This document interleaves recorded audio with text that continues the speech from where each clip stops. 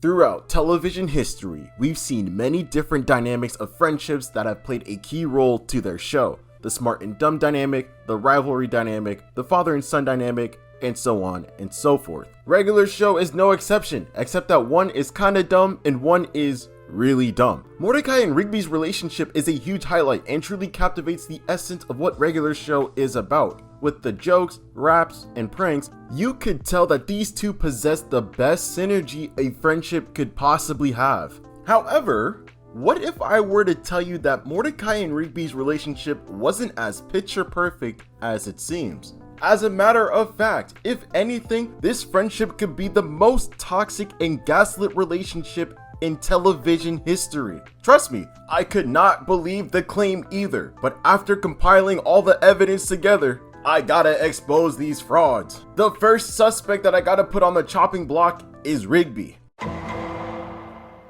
Now before I get to exposing, I have to be honest, as controversial as this character is, I actually enjoy Rigby a lot. He's entertaining and likes to have fun. He's just like me.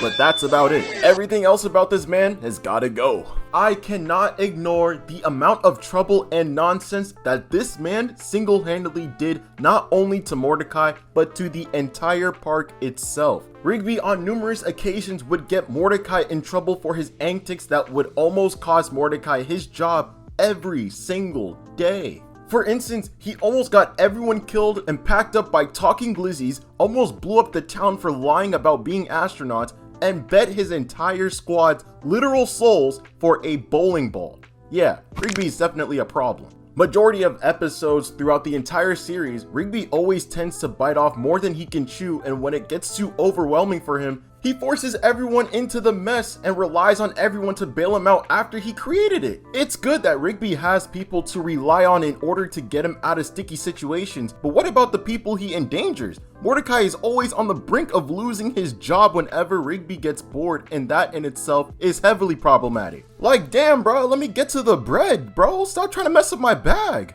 I mean, literally, Rigby destroyed the house because he was too lazy to clean his own room. Is that really a good friend to have around? Always having your job at risk, never taking accountability, always lazy, and overall just a liability. One could take an honest look at Rigby and understand that his typical nature is selfishness. You don't believe me? I'll prove it to you right now. In the Regular Show movie, it is revealed that Rigby actually hid an acceptance letter from Mordecai that got him into college, and this could have easily changed Mordecai's life. Rigby kept this secret away from Mordecai all those years because he was afraid to be alone and didn't want Mordecai to be climbing up in life without him. I can understand why Rigby didn't want him to leave, but this is the definition of being an idiot. He essentially ruined Mordecai's chances of potentially having a significantly better life than he currently does now. I mean, they literally get paid in Ziploc bags. Ziploc bags! Listen, if I was Mordecai, I'd be hella salty too. Rigby is significantly toxic with the characteristics of selfishness, not wanting your friend to succeed because you choose to be lazy and not do anything with your life is peak toxicity. And Mordecai had every right to react the way he did. Rigby was selfish and lazy, and this caused a lot of damage for the people that were around him. He'd almost always be the root of the problems that surrounded the park, and these are the flaws that make Rigby's side of the friendship very toxic. Now granted, he was beginning to fix his character towards the end of the series, and I'll touch on that point later, but for now I want to talk about the other side of the toxic relationship, Mordecai. Before we go further with the video, I'd like to take a brief second to talk about today's sponsor, War Thunder. War Thunder is the most comprehensive vehicle combat game up to date with no competitors coming close to them. You have the capability to play with over 2,000 tanks, planes, helicopters, and ships in combat arms PvP battles. The collection of vehicles in War Thunder span over 100 years of development from the 1920s to the present day. Personally, my favorite vehicle in the game has to be between the French Char 2C or the U-SH 405. These vehicles look so amazing and really useful in combat. There are so many customizable options to choose from, including bushes and advanced equipment. Every vehicle is incredibly detailed and modeled down to their individual components, offering a highly immersive battle experience. And did I mention the graphics? These incredible graphics and details are in 4K resolution with sound effects and music creating a vibe that makes you want to throw down. I'm telling you, you have to get this game. Also, to my anime fans that are heavily interested in War Thunder, you can also get a waifu pillow to add on to your vehicle during battle. This game is free for PC, PlayStation 5, Xbox Series X and S, and previous console generations as well, so no excuses. For my PC gamers, there is a large free bonus pack that includes multiple premium vehicles, a premium account, and much more.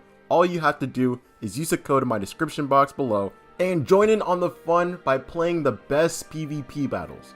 Thank you once again to War Thunder for sponsoring today's video. Oh, you thought Mordecai was safe? Hell no! In actuality, he might be just as bad, if not even worse at certain moments than Rigby himself.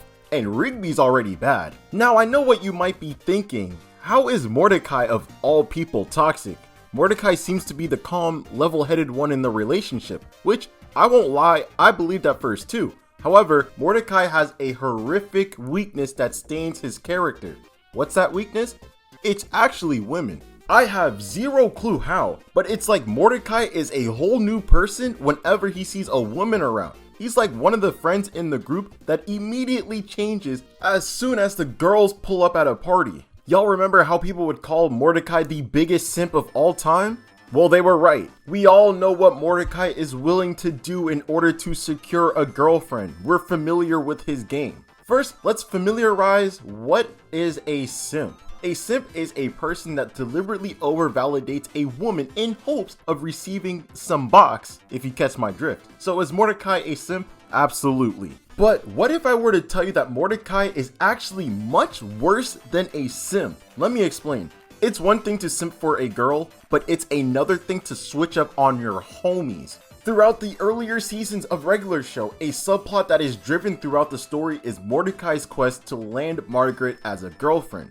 But did you notice how Mordecai treats Rigby whenever he's pursuing a woman? This dude acts like he can just walk all over Rigby like it was nothing. We gotta call a spade. Mordecai is kind of a dick to Rigby in these scenarios when there's women involved. But why? I think it boils down to his superiority complex. Mordecai wants to appeal as his alpha male to women, but in the process of doing that, he's literally belittling and disrespecting his best friend. Listen, we've all been there. It's obvious that people sometimes stretch the truth in order to impress people, but if you're deliberately disrespecting your homeboy, nah, that's insanely toxic and fake. You're telling me that you gonna disrespect me just so you can get some box? On God? If you have someone that's willing to declare you guys as best friends, but is willing to ditch and embarrass you in pursuit of a woman, would you really call that person your best friend? I'm just saying. I just don't understand what you can possibly gain from being a total asshole to your friend in order to look better. I'd even argue when Mordecai gets a girl, he's even worse. When Mordecai finally got a girlfriend, he's still treating Rigby like garbage. Mordecai would ditch his job and force Rigby to do all the work for him while he was away and would never appreciate the things Rigby would do for him. Don't get me wrong, is Rigby typically lazy? Yes, obviously. But in this case, the sheer audacity to make Rigby out to be lazy and a good-for-nothing loser in this scenario is unnecessarily rude. Then Mordecai says in the same episode, well, it's the least you can do, Rigby. Man, I've seen better gaslighting from my ex-girlfriend, bro. You're not slick, Mordecai. Especially when Rigby is doing his absolute best to make sure his best friend stays happy. Does he screw up? Yes, but he still wants to try his best. What's worse is that everyone else makes fun of Rigby and doesn't believe for a second that he's actually doing his work, bringing his morale down. Again, don't get me wrong, Rigby was lazy for the majority of the show, but when he's trying his best, he still gets torn down, and that's unfair. And the audacity of Mordecai to laugh amongst those people when he knows Rigby is covering for him is horrifically toxic on Mordecai's part. Like, that's really fake. Mordecai is also a really jealous individual, which holds his character back significantly. When Mordecai and Rigby first met Margaret, Rigby is rizzing up Margaret with no difficulty and eventually asks Margaret out on a harmless date. Now, am I advocating for you to steal your homie's person of interest when he clearly called dibs first? Absolutely not. Hell no. Rigby is actually wrong in that aspect, but if you take it into context, Rigby was only trying to show that asking out a girl isn't as tough as Mordecai puts it out to be. I mean, he's always overthinking it, so Rigby is trying to help him. Plus, Mordecai blows off Rigby and their set plans in order to pursue Margaret again. Are you guys starting to see the pattern here with Mordecai? Mordecai is a quote-unquote good friend until women come around. And in this episode in particular, his jealousy goes way too far. In fact, he took it so far to the point that he ended up killing Rigby on accident. Yes, Rigby did push first, and a lot of people forget that, but Mordecai pushed him harder, ending up killing Rigby. Oh! Now, lucky for Mordecai, Father Time gave him a second chance in order to redeem himself and revived Rigby. But even after, Mordecai is still a jealous person. Now, remember when earlier in the video I called out Rigby for restricting Mordecai from moving forward in life by hiding his acceptance letter to college? What if I told you Mordecai does the same thing? Well, sort of. Towards the end of regular show, Rigby begins to get his life together by going back to high school, working jobs, and ultimately beginning to bear responsibility. My man Rigby is truly beginning to change as an individual and maturing positively. But I can't lie, Mordecai didn't like all that. During this time, Mordecai has been a bit stagnant in his life. One can argue on a bit of a decline due to events such as him and CJ breaking up. Even though he's the one that ruined that relationship, but that's a different story for a different day. Mordecai is finally seeing Rigby up in life and doing a bit better than him, and we see a completely different side of Mordecai. This Mordecai begins to be more spiteful than ever before, and the reason is just because Rigby is progressing while Mordecai isn't. Mordecai doesn't like this change in Rigby because he admits in his own words that he enjoys being better than Rigby and doesn't like that Rigby is starting to progress in front of him while he's not.